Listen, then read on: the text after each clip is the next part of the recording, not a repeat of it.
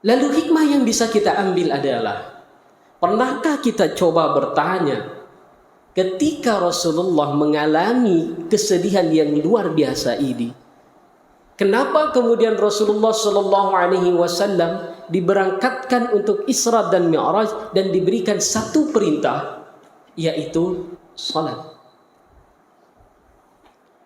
Kenapa bukan perintah lain yang Allah turunkan? Kenapa bukan perintah zakat? Kenapa bukan perintah puasa? Atau mungkin perintah haji? Kenapa salat yang diturunkan ketika peristiwa Isra dan Mi'raj ini? Hadirin jamaah ikhwatal iman rahimakumullah. Ada hikmah besar yang bisa kita ambil dari peristiwa ini, bahwa ternyata Allah Subhanahu wa taala inginkan ketika Rasulullah sallallahu alaihi wasallam mengalami kesedihan, ketika Rasulullah sallallahu alaihi wasallam mengalami kebuntuan dalam hidupnya. Dan tentu ini juga akan berlaku bagi kita. Ketika kita mengalami segudang kesulitan dalam masalah hidup kita, maka Allah Subhanahu wa taala jadikan salat sebagai solusi dari semua kebuntuan itu.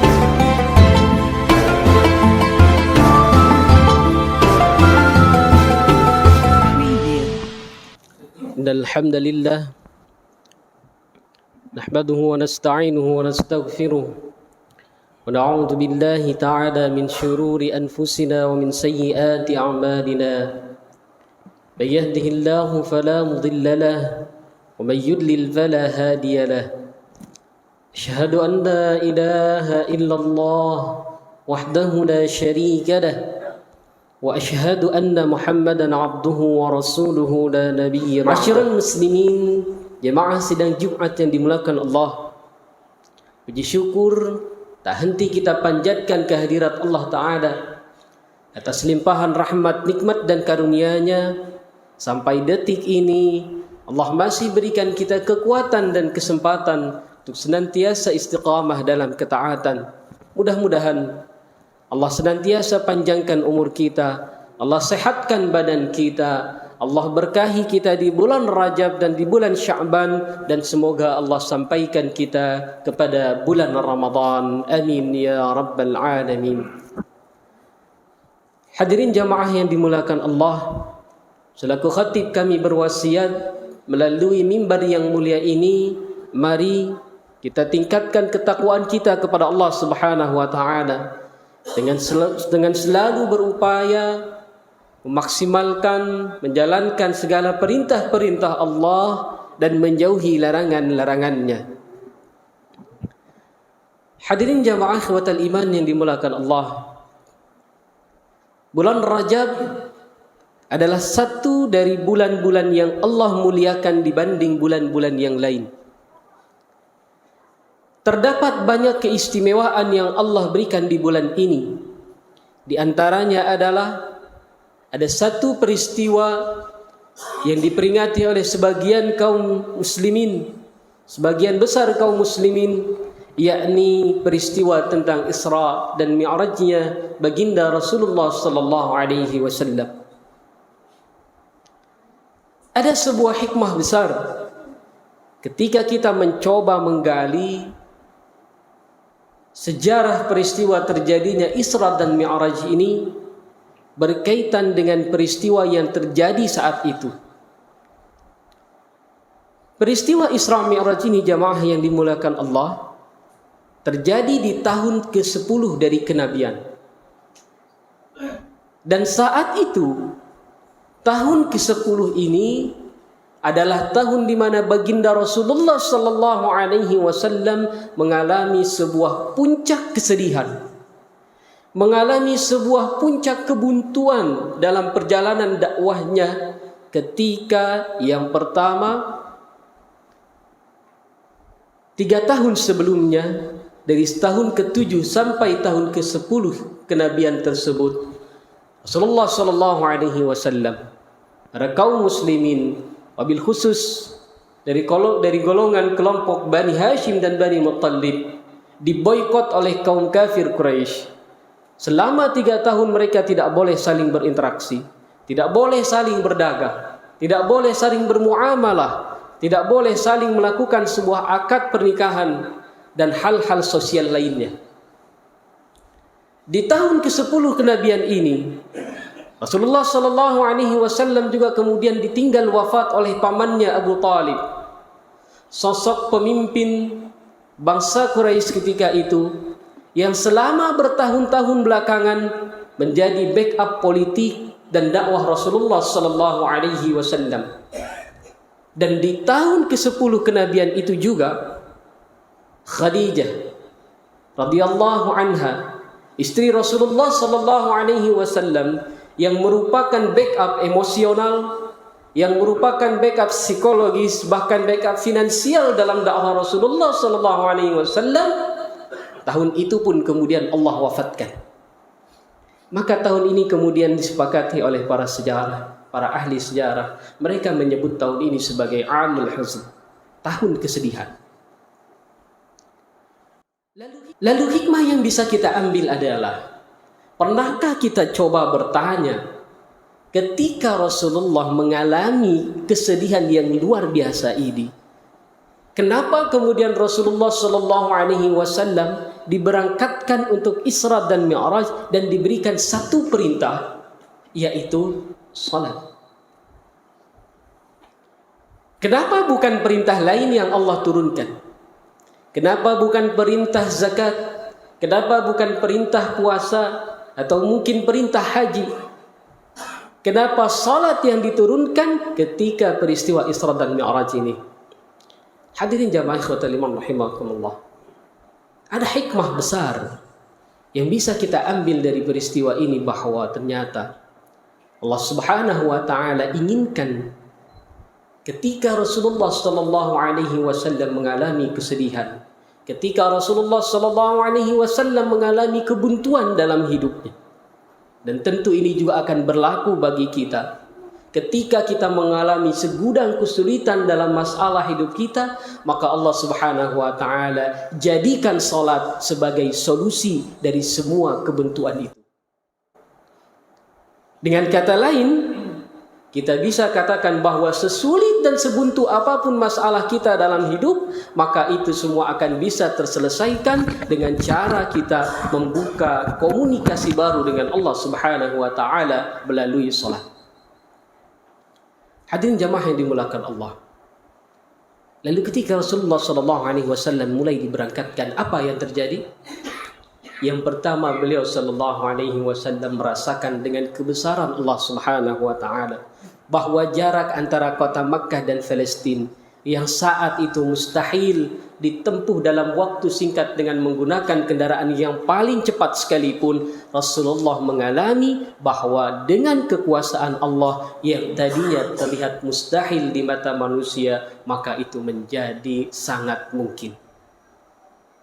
Sesuatu yang sangat sulit bagi manusia ternyata sangat mudah bagi Allah Subhanahu wa taala. Dan bayangkan ketika Rasulullah sallallahu alaihi wasallam kemudian dinaikkan ke langit Allah Subhanahu wa taala, beliau keluar dari angkasa raya ini, beliau keluar dari bumi ini. Beliau kemudian dipertontonkan oleh Allah Subhanahu wa taala tentang kebesaran alam jagat raya ini. Apa yang beliau rasakan? Beliau tidak lagi melihat kecilnya bumi. Beliau tidak lagi melihat kecilnya kota Makkah. Dan beliau tidak lagi melihat orang-orang yang selama ini berusaha menyudutkan dan memusuhkan Rasulullah sallallahu alaihi wasallam. Semua tantangan dakwah itu hilang seketika ketika Allah pertunjukkan kebesaran Allah Subhanahu wa taala. Maka inilah salah satu hikmah kenapa ketika kita melakukan salat, maka ucapan pertama kali yang kita ucapkan adalah pernyataan Allahu Akbar. Allah Maha Besar. Artinya apa? Ketika Allah Subhanahu wa taala kita sebut dengan ungkapan Allahu Akbar dalam salat kita, maka tidak ada lagi yang lebih besar. Tidak ada lagi masalah-masalah hidup yang tidak bisa diselesaikan dengan salat. Seolah Allah ingin katakan, wahai manusia, sebesar dan sesulit apapun masalah yang engkau hadapi dalam hidupmu, maka aku berikan kesempatan untuk kalian mengadukan semua masalah-masalah tersebut. 5 kali aku melayani kalian. Silahkan datang di waktu-waktu tersebut, sampaikan, keluhkan semua persoalan hidupmu, maka insya Allah semua akan kecil bagi Allah Subhanahu wa ta'ala. Jamaah ikhwatal iman rahimakumullah. Selesai perjalanan Isra dan Mi'raj, apa yang kemudian terjadi? Rasulullah sallallahu alaihi wasallam dalam peristiwa malam hari itu keluar dari sempitnya dunia menuju luasnya alam jagat raya Allah Subhanahu wa taala.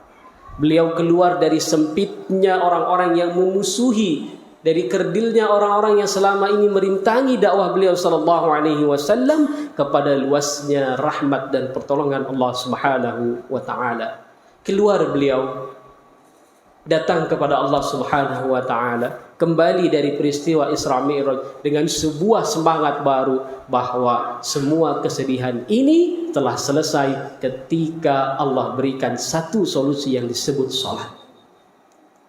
Maka jamaah ikhwatal iman rahimakumullah, salat inilah yang kemudian menjadi satu pilar dalam agama kita. Ketika Rasulullah sallallahu alaihi wasallam mengatakan as-salatu imaduddin, salat itu adalah tiang pancanya agama. Kalau tiangnya kuat maka akan kuat semua elemen bangunan ini. Tapi kalau tiangnya rapuh, kalau salatnya rapuh, maka akan rapuhlah semua elemen hidup kita. Dan inilah yang kemudian menyebabkan salat merupakan satu-satunya ibadah yang tidak bisa ditinggalkan dalam kondisi apapun.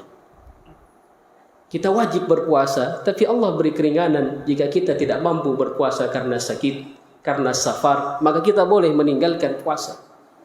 Allah perintahkan kita zakat, tapi jika kita dalam posisi tidak mampu, maka kita tidak wajib untuk melakukan zakat. Begitupun haji. Tapi untuk perintah salat, Anda sehat ataupun sakit tetap wajib salat. Anda kaya ataupun miskin, Anda wajib salat. Anda dalam perjalanan ataupun sedang diam di tempat juga wajib salat. Bahkan ketika kita hidup ataupun mati, kita pun wajib untuk sholat. Hanya perbedaannya ketika kita wafat, cara sholatnya dibedakan dengan kita disolati oleh orang lain. Jamaah ikhwatal iman rahimakumullah. Pemanaan seperti inilah yang mestinya kita hadirkan dalam setiap momentum peringatan Isra dan Mi'raj. Menghadirkan betapa pentingnya salat yang Allah perintahkan kepada kita, bukan sebatas beban yang harus kita tunaikan, tapi ini adalah bentuk kasih sayang Allah Subhanahu wa taala ketika Allah membuka layanan konsultasi penyelesaian masalah dari kehidupan kita.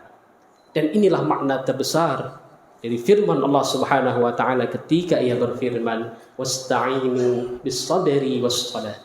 Meminta tolonglah kalian kepada Allah dengan sabar dan salat. Mudah-mudahan dengan pemahaman singkat yang bisa kami paparkan di kesempatan yang berbahagia ini, muncul sebuah semangat baru untuk menjadikan salat kita lebih berkualitas, karena sejatinya Allah Subhanahu wa taala betul-betul tidak membutuhkan salat kita. Kitalah yang membutuhkan salat ini. Bahwa salat ini adalah solusi dari Allah yang Allah tawarkan untuk kita bisa menyelesaikan setiap kebuntuan-kebuntuan dan masalah-masalah hidup kita. Mudah-mudahan Allah Subhanahu wa taala terima setiap salat yang pernah kita lakukan, dan semoga Allah Subhanahu wa taala berikan kita taufik inayahnya agar kita senantiasa memperbaiki salat kita dari waktu ke waktu, dan agar kemudian salat itu menimbulkan efek seperti yang diinginkan oleh Allah Subhanahu wa taala. Innas salata tanha 'anil fahsya'i wal munkar. Sungguhnya salat akan mampu merubah, mencegah diri kita untuk melakukan perbuatan yang keji dan munkar. هدانا الله وإياكم أجمعين. قولوا قولي هذا واستغفر الله لي ولكم إنه هو الغفور الرحيم. اللهم صل على سيدنا محمد وعلى آل سيدنا محمد.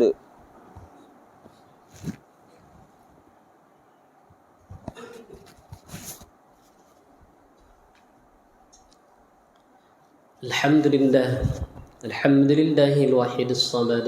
الصلاة والسلام على أشرف الأنبياء سيدنا محمد وعلى آله وصحبه ومن اهتدى بهديه المعتمد واستنى بسنته إلى يوم المعاد.